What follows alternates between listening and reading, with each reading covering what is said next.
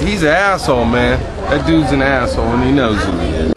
From the mean streets of Brooklyn to the rough neighborhoods in Boise, Idaho, we now present the Goonberg Report.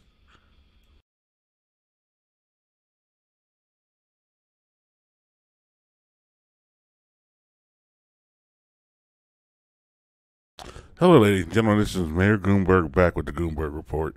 And today we're going to talk about a topic that a lot of you people can relate to, and a lot of you can't. We're going to talk about layoffs, furloughs, and we're going to talk about these types of folks in about a couple seconds, right about now. We're going to talk about the furloughed workers, the federal workers. And if you haven't noticed, there was a deal in place to have everybody running, the government running bot up until the 15th of February. So that means the workers are back. Now, my only complaint is these freak degenerates here have only been out of work for 3 weeks, and they're panicking. 3 weeks. You have a federal job, which you're making buku dollars. You know all them cocksuckers talk about how much money they make, federal workers. They make good money. And for 3 weeks you're out of work and you're crying broke already. That just tells me that you guys are spending above your means. You're trying to keep up with the Joneses, and the problem with keeping up with the Joneses is you never keep up with the Joneses because the Joneses have paper all day. The Joneses have long money. You have short money. Let me put it to you like this. I was born in 70, so I came up under the Nixon, Ford, Carter, Reagan era. And there was a time, and people should notice, in the Rust Belt especially, there was a time when they were laying off mills, plants, everything. Steel mills, glass mills, coal miners, etc., textile plants, manufacturing in general. That's why you have the Rust Belt. Now, when that was going on, you know what type of sympathy we had? All we could do was, because like I said, at the time, like I said, there was layoffs. So all you do is get in line and get your unemployment check and get your cheese and your butter. Back in the day, that's how it was set up. But these folks, they only are crying and moaning after 3 weeks. Well, really, they were really crying after a week. During that week, I should say. What type of savings do you have? And if you look at the people here, now I just grabbed this picture, but it's all races across the board working for the government who are protesting. But look at these folks. They all dress nice. They all, and I know, they all drive big cars. They sure as hell don't live in D.C. They live in the outskirts. They live in the DMV's area somewhere. They rock nice houses. Because even on Facebook, these kids will tell you how good they have it. But like I said, the problem is they're spending above their means. And now they're bitching and moaning. You know what? Let me explain something to you people. At the bare minimum, you should have at least 6 months of money saved up, barring emergencies. What if you get fired? Like, if you get fired, you get no unemployment. So think about that. But what kills me is these guys have been out of work for 3 weeks. Things should be paid. But the problem is, there should be nobody in this country with a good job living paycheck to paycheck. You know why people are living paycheck to paycheck? Let me tell you why the majority of people who have decent jobs are living paycheck to paycheck. They're living paycheck to paycheck because they're spending. They refuse to tell their kids no. They buy everything for the kids. Everything they see they want, they buy. They put on credit. They buy big houses they can't afford. They buy cars every 2 or 3 years. And that all adds up. So then when you lose your job or you get furloughed, look what happens. Or there's a shutdown, look what happens. And they don't say they can't save their money. Let me explain something to a lot of you people, and I'm gonna put it in perspective. There's people like this, even at my job, and that's your job, They think because they made it, and they make a lot of money. Like I'm gonna put it to this. I have a coworker, drives a what's this? 2019. She drives a 2017 Mercedes Benz. Her husband got it for her. Now, it would have been all right if she doesn't worry about money. But she's worried about money to the last dime. Let me tell you the type of person. She's like most of you. Say she's going to miss a day. She'll try to work hours during the week to cover that up. And I said this. If you own a Mercedes-Benz, money shouldn't be your problem. You shouldn't worry. If you have a Mercedes-Benz, I mean, I know they're not like how they used to be, but still, it's a Mercedes-Benz. It still costs to fix a Mercedes-Benz. And plus with the program and all that they got, it's still costly. But my point is, if you have a Mercedes-Benz, you shouldn't be worried about money problems. That means you're fronting and you're worried and you can't afford your lifestyle. Like myself, I'll explain something to you. You know how I save money?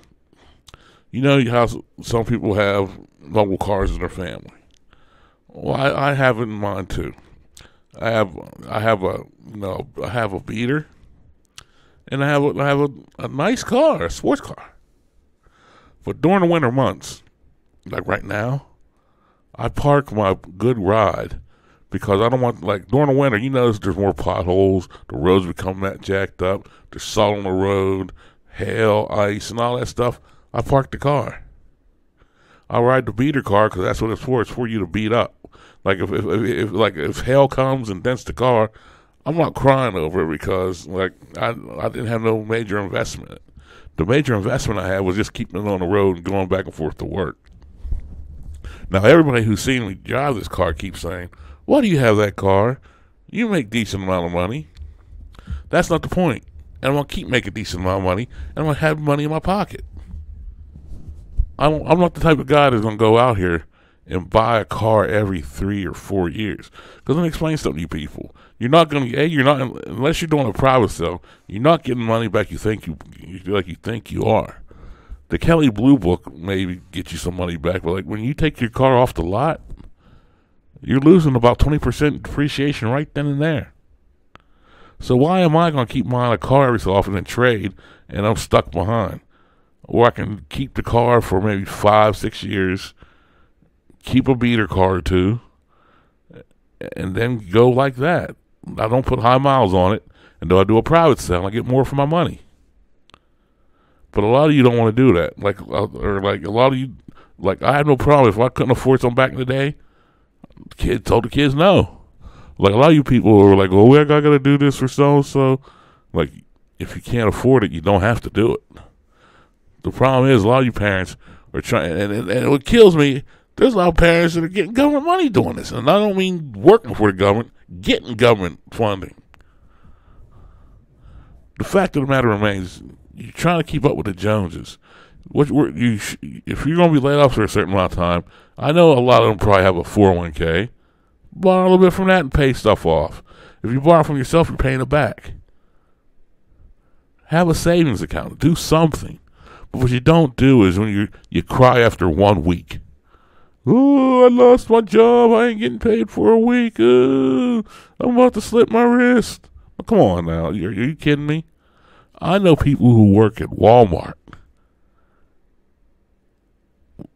and they make a deal out of that.